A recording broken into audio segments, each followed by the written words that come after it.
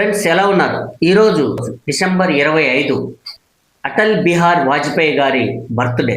So the great Indian politician Atal Bihari Vajpayee గారు అత్యంత సౌమ్యుడు, అత్యంత గొప్ప వ్యక్తి అయినటువంటి వాజ్పేయి గారి బర్త్డే ఈరోజు. ఒకసారి వాజ్పేయి గారి గురించి తెలుసుకుందాం. వాజ్పేయి గారు మధ్యప్రదేశ్లోని గ్వాలియర్లో పుట్టినటువంటి వ్యక్తి.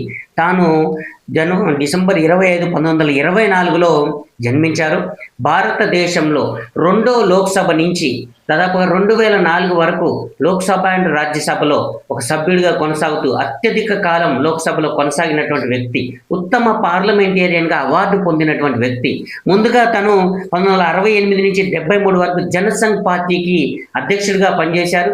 జనసంఘ్ పార్టీలో ఉన్న తను ఆ తర్వాత 1980 నుంచి 86 వరకు భారతీయ జనతా పార్టీకి అధ్యక్షుడిగా కొనసాగారు. భారతీయ జనతా పార్టీ స్థాపించినటువంటి వ్యక్తి తను.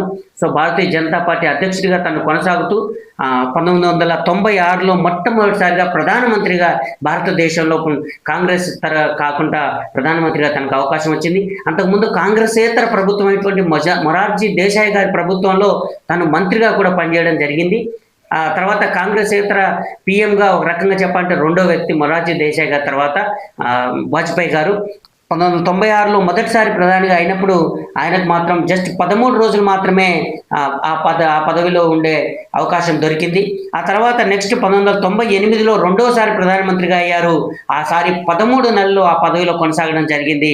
ఆ తర్వాత 1999లో మూడోసారి ప్రధానమంత్రిగా అయ్యి దాదాపు 2004 వరకు కూడా భారతదేశ ప్రధానిగా తను కొనసాగడం జరిగింది. భారతదేశ ప్రధానిగా తను ఉన్న సమయంలోనే అబ్దుల్ కలాం గారు అణుపరీక్షలు చేయడం జరిగింది. అబ్దుల్ కలాం గారిని మనకు గుర్తుండుంటారు. అబ్దుల్ కలాం గారు అణుపరీక్షలు రాజస్థాన్లో చేసింది.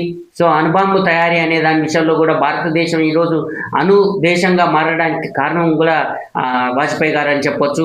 అందులో వాజ్పేయి గారి పాత్ర అలాగే అబ్దుల్ కలాం గారి పాత్ర అత్యంత కీలకమైంది.